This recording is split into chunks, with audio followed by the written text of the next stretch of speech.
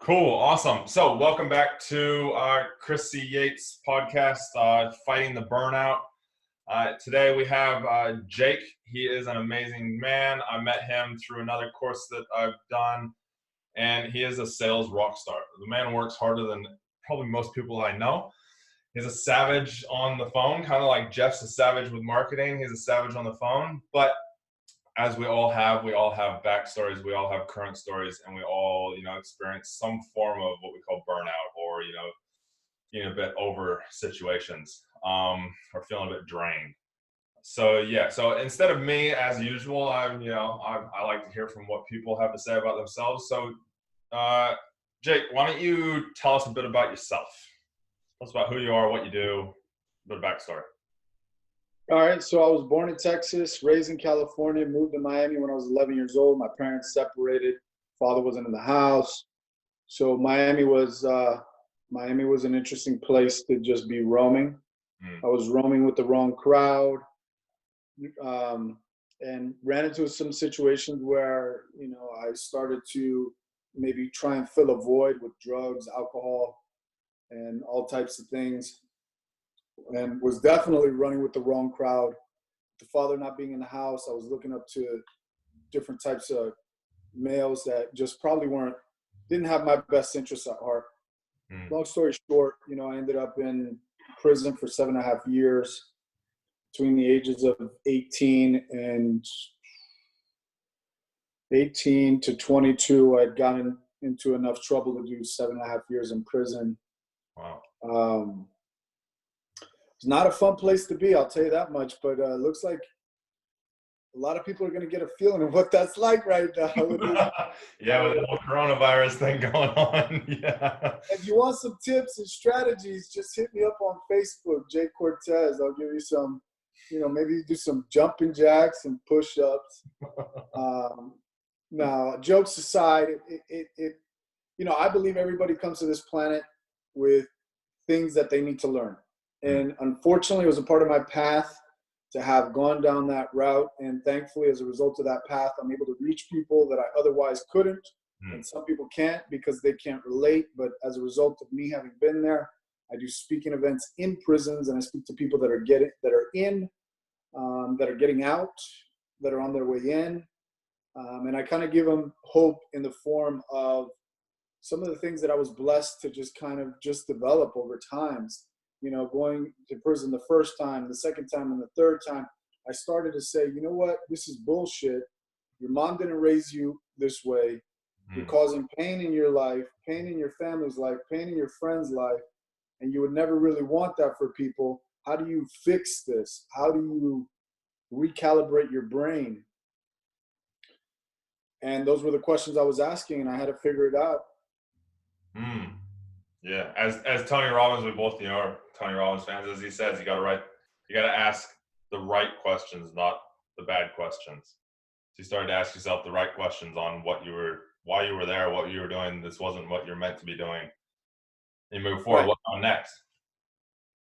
Right. So the right questions were like, man, you're not a bad person.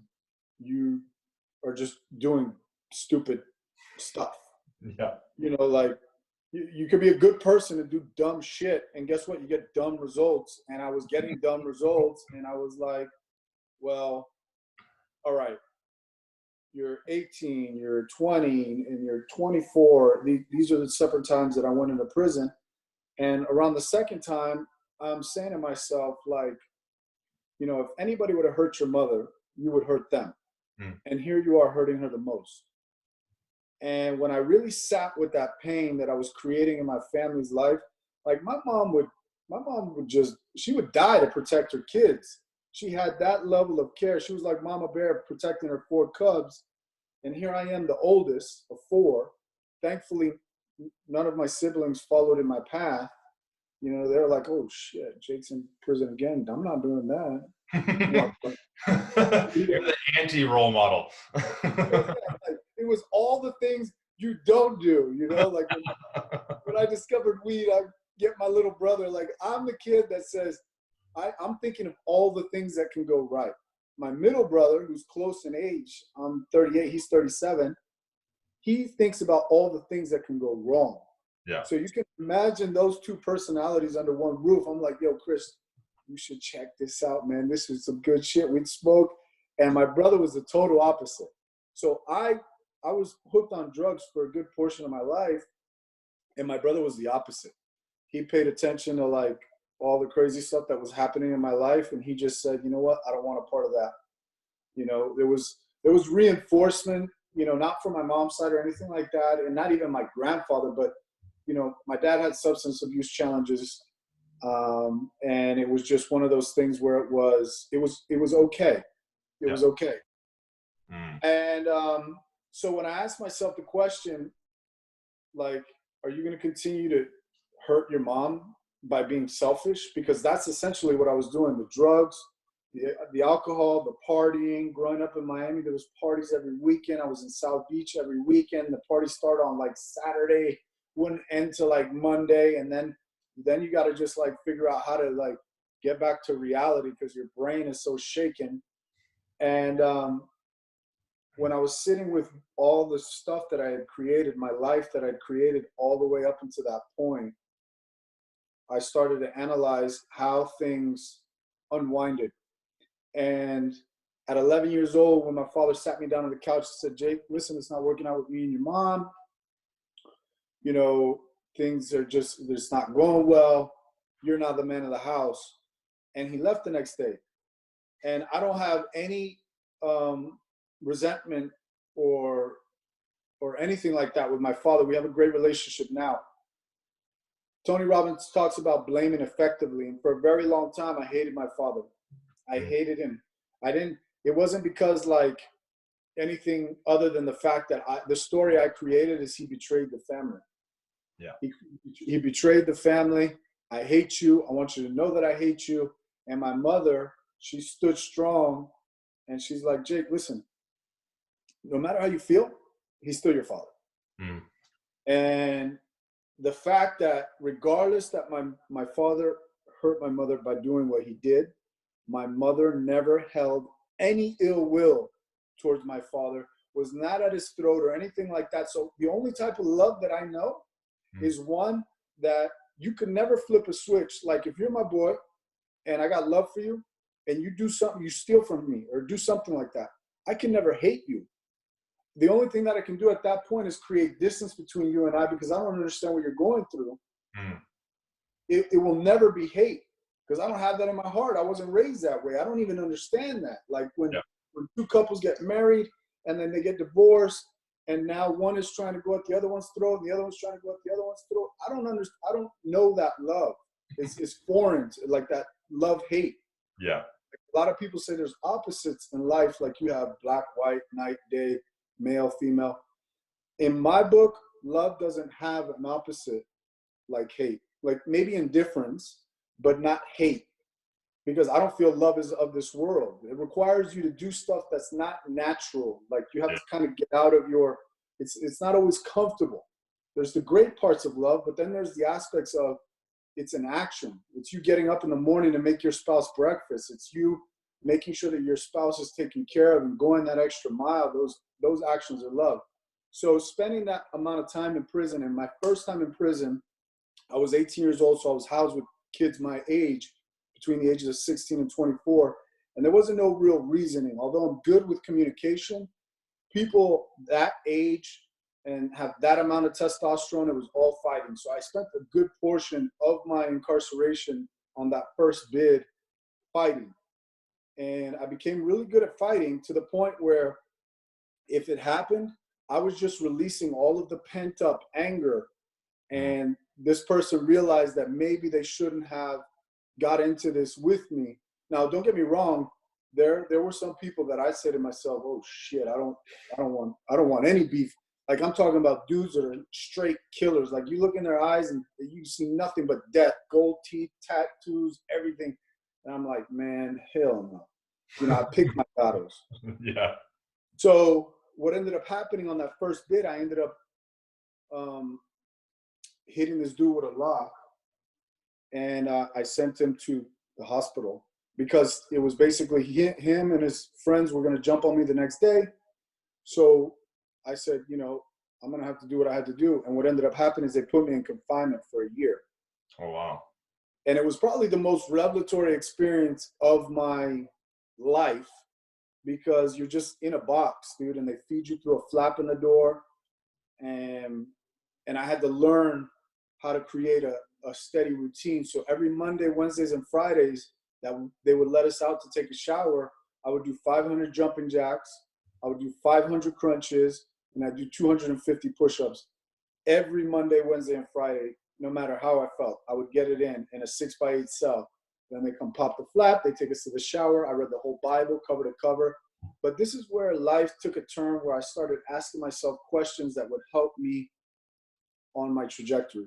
Yeah. And my question was, besides, like, I'm saying to myself, okay, you're probably not going to be able to get licenses to do anything like sell securities, real estate, mortgage broker. So what are you good at? And at that point, I had already started my career in sales. So how do I become better? And I said, vocabulary. I have to have an extensive vocabulary. So I started to study the dictionary, and I would learn 20 new vocabulary words a week and learn to use them in proper context.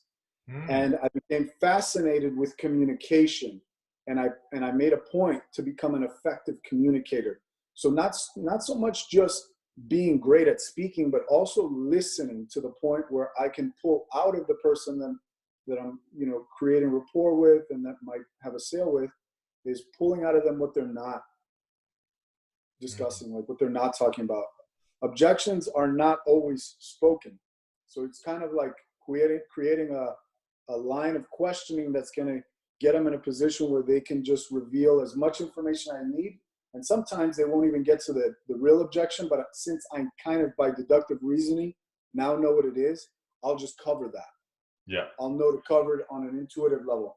So fast forwarding, spent 7.5 years asking myself pointed questions, reading Tony Robbins' book, Awakening the Giant Within. I bought that with a pack of cigarettes. I would only read nonfiction books. I wouldn't do drugs in prison. I said, I'm not here to party and hang out. They got drugs in prison. They make their own house, make their own alcohol, buck, and I said, you know what? I'm not here to hang out and enjoy this. I don't put pictures of my family on the wall or anything like that, because this is not my home. I wanted the full feeling of that experience so that I can get the full dose of what I needed, because life was basically saying, listen, you got off track. You lack direction, you lack discipline. And this is me paying attention to the signs, because life will always give you the same challenge in different forms until you learn the lesson. Yeah. And my lesson was, you can't have your fucking cake and eat it too. And that was my life. It was like I had two lives. Like, I can dress nice, put the tie on, and everything's good. But then I had this nightlife. And I would, hang out with criminals and stuff like that. And I would see the good in them, but still being in the presence of that energy would then permeate my life.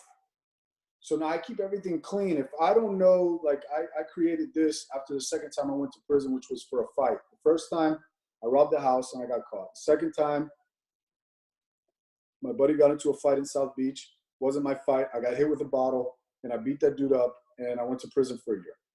The last one, which is the one that I regret the most, I drank, I drove, and I got into an accident and somebody passed. And as a result of that accident, I had to go to prison, and I got the full weight of that experience. And even when I got out, I started speaking with Mothers Against Drunk Driving, to do what I could to kind of equalize the balance of life, I made mistakes. I was dealing with my challenges in the wrong way, but I was continually studying, just continually reading nonfiction books on sociology, psychology. I took an intro to psychology while incarcerated, correspondence course. Then I get out and I just crush it in sales everywhere I go, because my work ethic is different.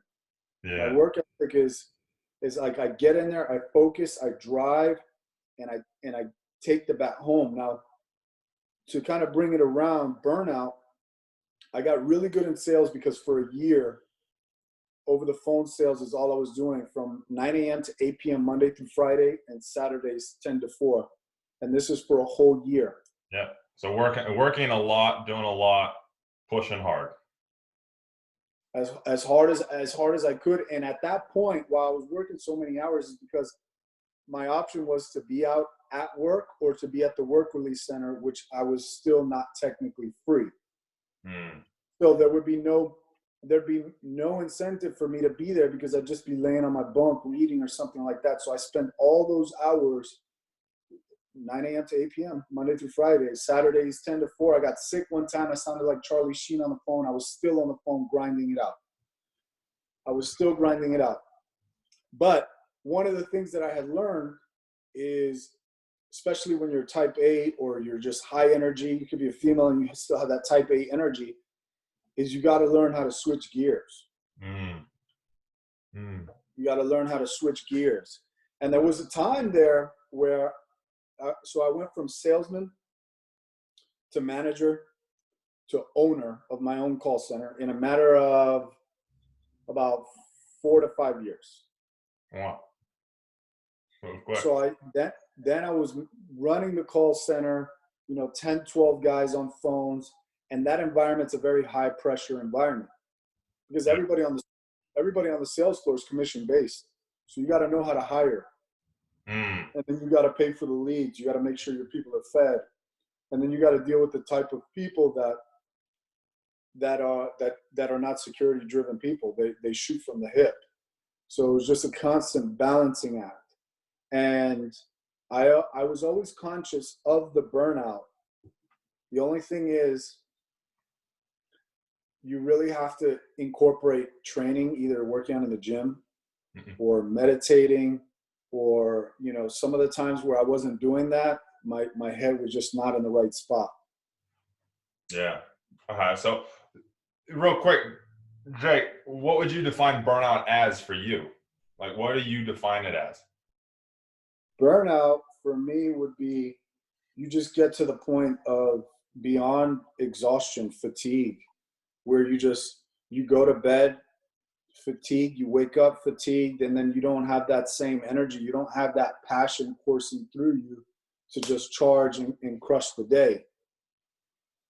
Okay, cool, man. So that kind of numbness, not really feeling like you really want to be doing what you're doing, but you're doing it just because you have to, and you just have no energy for it.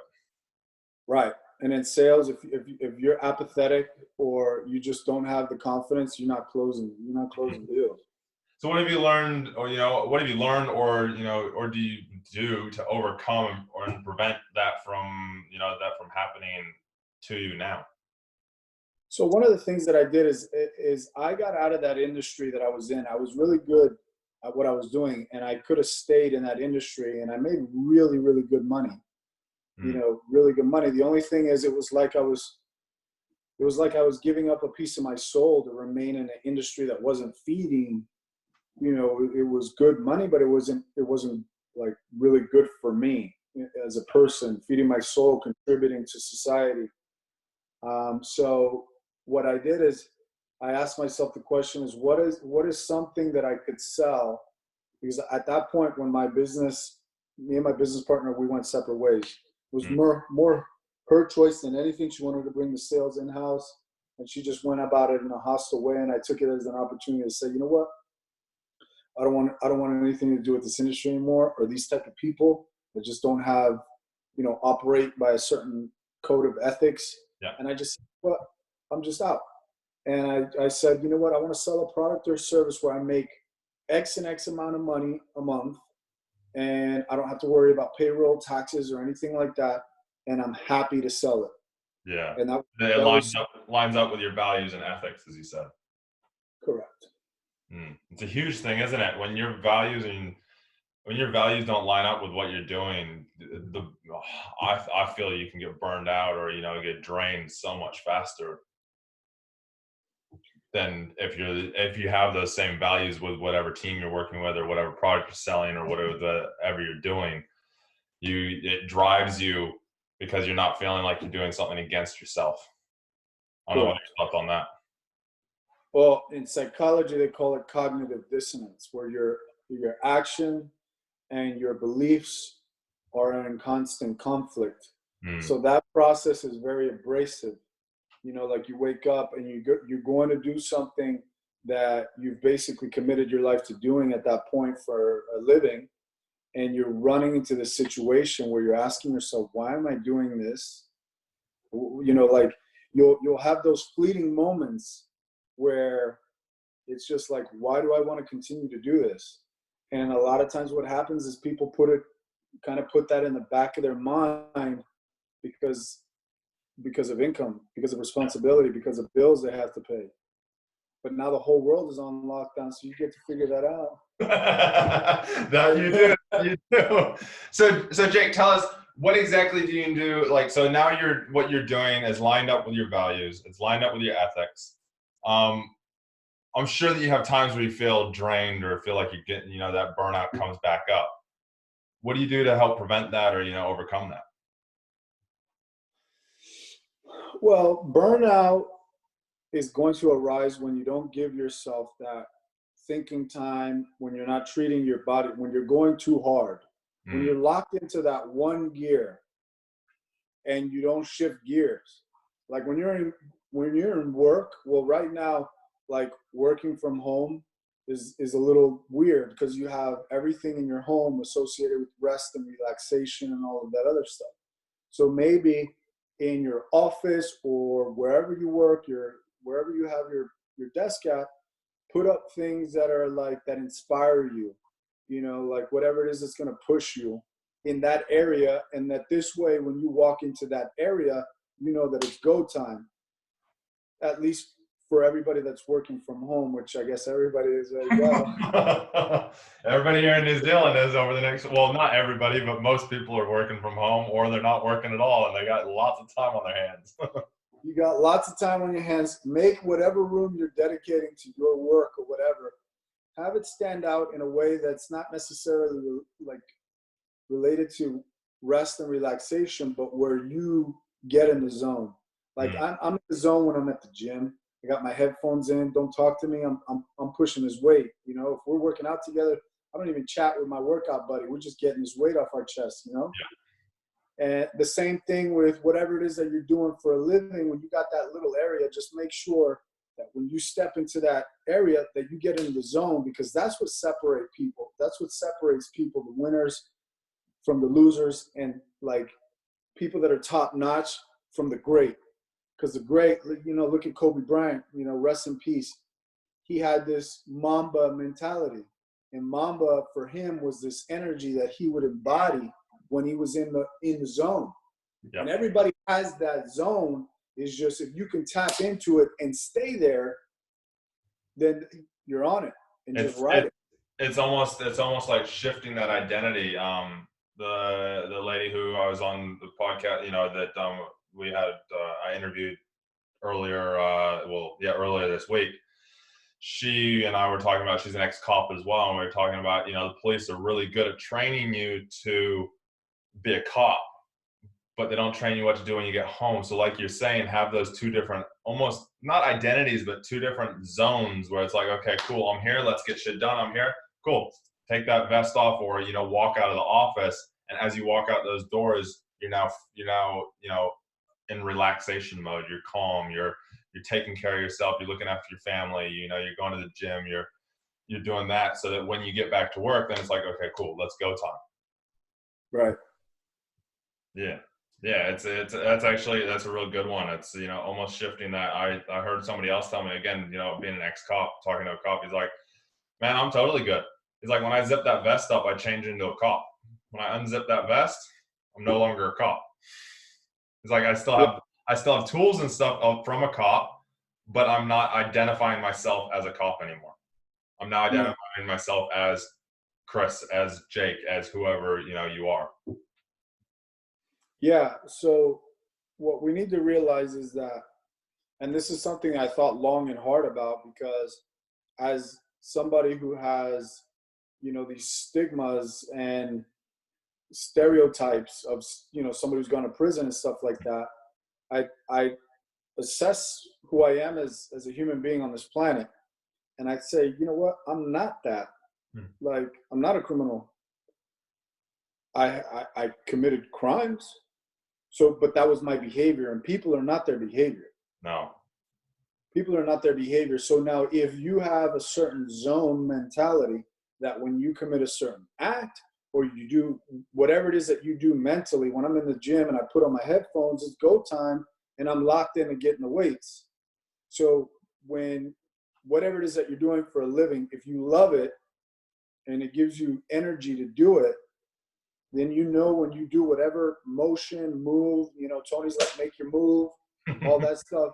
Whatever it is that you're doing, you snap into that state, and now you're exhibiting the behaviors of the person that you, the identity that you've created. Yeah, exactly. Yeah, I mean, we could talk about this for hours because there's so many different things. You look at power lifters, look at them before they get onto the platform. I mean, they just go nuts. I do it as well. Like, you should see me, you know, it's like you're saying with lifting weights. When you sit there and you get that, you know, I'll look at myself in the mirror and I'm literally visualizing, look at myself. Okay, I'm this person that's lifting all this weight that's on the bar. We're moving it, and I'm visualizing what I'm doing. I'm focused.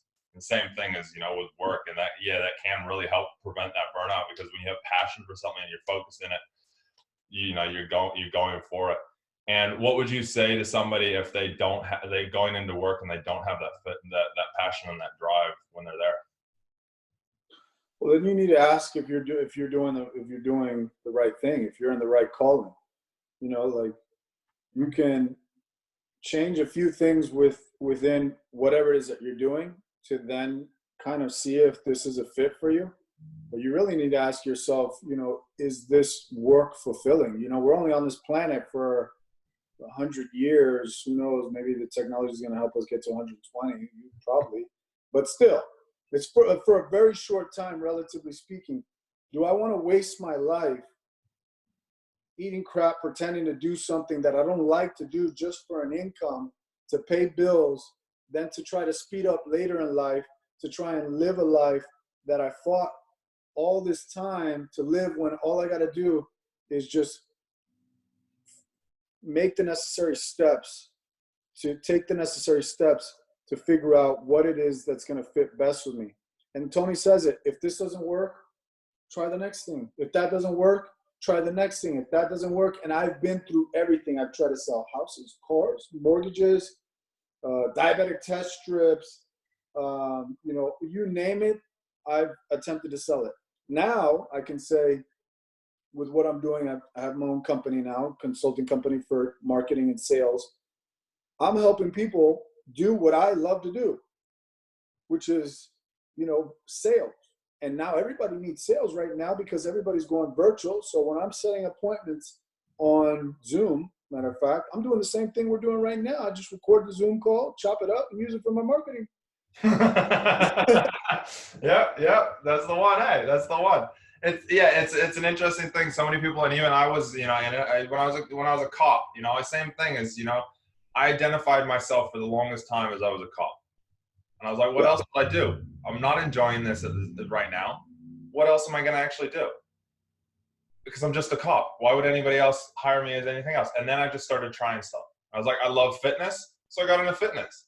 And then I started taking care of myself and doing self-development stuff. And I was like, I love this. I'm going to start the knowledge that I have by going through all the shit that I've gone through, just like you have, going through all the shit that I've gone through. I now help people prevent them to go through that shit, or give them tools so they can go through that shit even easier. And so, yeah, it is. It's you just got to try stuff. If you're not happy with what you're doing, look at it and go, is it what I'm doing? Or is it the bigger thing that I'm doing? Or is it, you know, one little thing? Is it lining up with my values? What actually is it that I'm not enjoying? And then change it. Was that a question? It can be difficult, but if it's not lining up with you and you're not enjoying it, like you said, life's too short. Life's too short, man. You can't tell God on the way out, put me in one more round, coach. Yeah, no, you can't. So, tell me, Jake, you know, I'm a huge why guy. I like to think about what our whys are and why we actually do stuff. And, you know, we've covered a little bit. What is it that you feel drives you to keep doing what you're doing through the tough times, through the easy times, through the, you know, like right now, the hardest times that we probably have seen in a very, very long time are kind of here with us? Yeah. In simple terms, what would you say your why is for what you do? Well, I mean, that's a very easy one for me. And it's usually around when people are facing an existential crisis that we start to ask ourselves some like really pointed questions.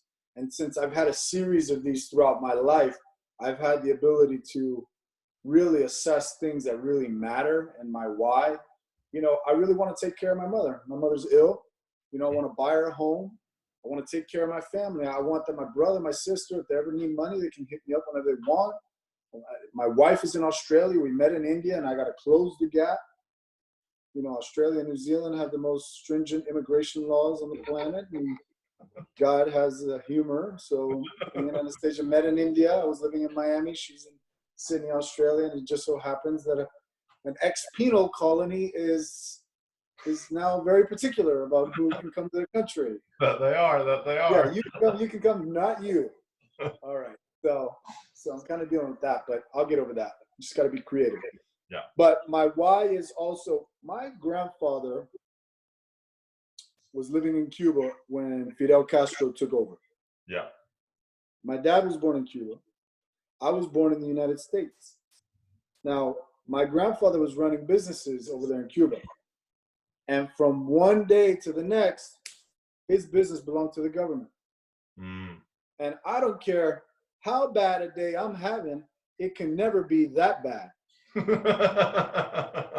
This is true. I will be damned if I allow my grandfather's legacy to die in vain because I didn't make use of him risking his life getting me to this country. So my why is actually to continue to push this family forward, and that requires one to just have some level of stillness and presence in whatever it is that we do. And I've had to change positions and careers and cut ties with partners as a result of me not feeling in alignment doing what I'm doing. And then I have to ask myself some really pointed questions because I've come to the realization that we are manifestation machines. Yeah.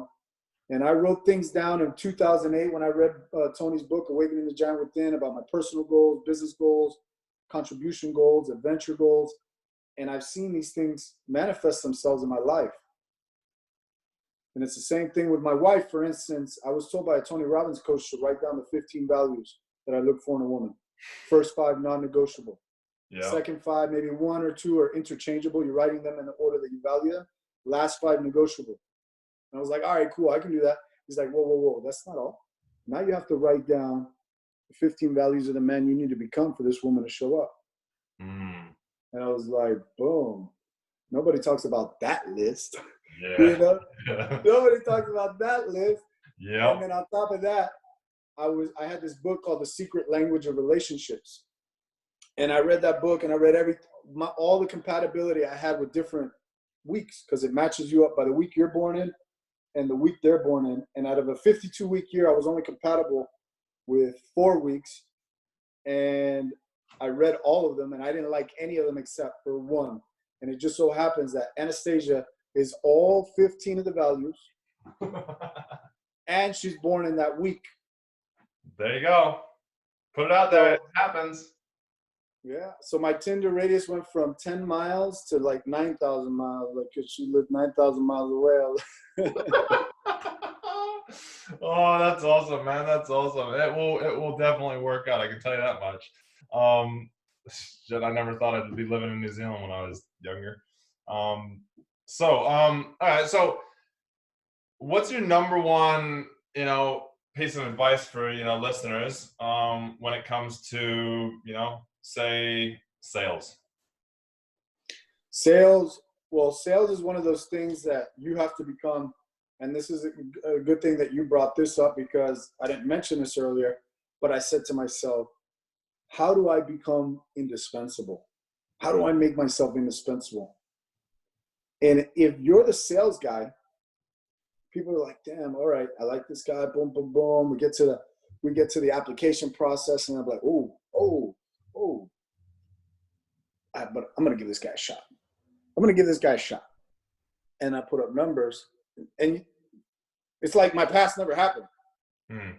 Yeah. You know, so the question I ask myself, how do I make myself indispensable? How do I become the top guy? How do I close deals? How do I earn this amount of income? How much money? My question was, how much money do I have to make you to make this amount of money? That's how I step into I don't even have a resume. Somebody asked me for a resume maybe like 2 years ago, and I'm like, what the fuck is that? I don't even have a resume. I don't have that, because when I start working with somebody, it's through a friend of a friend of a friend and friend who knows if I'm going to take a position in somebody's company, because typically I'm running my own things. But I said, you know what? I'm going to take a step back. I don't want to worry about payroll. I don't want to worry about taxes. I want to close deals, and that's all I want to focus on. So sales, get out there and do the shit that people hate. Yeah. People hate knocking on doors. If it's legal in New Zealand, do it. Yeah. Yeah. Do it. Cool. So if somebody's looking for your help or your assistance or wanting to reach out to you, how do they find you? SavagePipeline.com or Jake Cortez on Facebook. Jake Cortez on Facebook. My game right now is helping people get into the digital world of sales. Like we're doing right now. It's eye contact. We can kind of feel each other. Over the phone, it's a little bit different, but it's still, for me, I'm okay doing it. Yeah. One of the things that I had to learn how to do when I went from face-to-face sales to over-the-phone sales is learn how to create a variance in my tonality. Yeah. Because communication is only 7% words. Yeah. 7%. So I can be saying blah, blah, blah, blah, blah, blah, blah. If I got the right energy, you're like, man, you know what? I like this guy. I'm going to give him a shot, even though I don't know what the hell somebody he's that saying. speaks a completely different language. Man, you know what? I like this guy. I don't know what you're selling. I'll buy it. Yeah, that's very true. That's very, very true, isn't it? Oh, so Jake, my last question for you is, what's one thing you would tell viewers, to help prevent or counter burnout for them? I would say create a routine that incorporates time for you. Like you're gonna take time and meditate. You're gonna go to the beach. You're gonna go walk through the forest, connect with nature. Putting your bare feet on the ground. Just doing things that take you out of that go mode. Instead of like go, just like be present. Be present. Listen to the birds. Yeah. Listen, yeah. Be thankful. Stop and write down in the morning. Write down the 3 things you're grateful for. Like today, my wife's she flew back to Sydney. She's 14 days quarantine. That if she leaves her house, she gets fined $13,000. I was like, whoa, that's true. It's trippy. Yeah. Some of the states over there are doing full lockdowns, like we're doing here in New Zealand as of tonight. Oh gosh, it's crazy the times we're living in. But she called me up. She's like, "Do you want a Prime?" I said, "Yeah, let's do it." And Tony Robbins, he has this priming thing where you do. Yeah. And if you can create that, your own little routine, or you can do it with your partner, you're now just giving yourself like some me time. Yeah. And then you realize that you're able to operate way better in your day-to-day life because you actually took time out to love yourself. Yeah. Yeah. And that me time changes too. Like so many people I talk to, like I'm sure you talk to as well. So many people I talk to because I help people with this is what taking care of themselves. And so many people are like, oh, but it's not working. I was like, do something different. Me time doesn't have to be the same thing. Me time for me changes every single day. I'm sure me time changes for you every single day. Yes, there's certain things you do all the time. But me time is sometimes it can be a walk. Sometimes it can be sitting on the couch. Sometimes it can be, having a chat with a friend. So, that's some awesome news. Do you have anything else for viewers or listeners that you want to add? Well, you can change anything in your life if you just focus on these 3 areas, like what you're focusing on. Like right now, if you scroll your Facebook feed, you see coronavirus everywhere. I do not have one TV in my home. And that's because I don't want certain images or things in my brain, because one of the things that I did realize as I kept returning to prison is that the energy that I was around, like the people I was around, and then the environments I would frequent, and then the music I was listening to was a form of like programming. So the type of stuff that I was allowing in my brain that was actually like, if we sat there and we watched the news for an hour right now, you'd probably want to jump off your balcony, and I would probably do the same. I'd follow you. So you got to stand guard at the door of your mind. Yep. And just be very cautious of what you allow there. So I don't allow certain things in there. And what I would say is, if you want to change any area of your life, you just look at the triad, like Tony Robbins talks about the triad, is focus, physiology, and language. I never use language that puts me in a disempowered state, like call myself idiot, asshole. If I make a mistake, I own it, and I'll have like my me time and say, okay, what's going on? What's the underlying root here?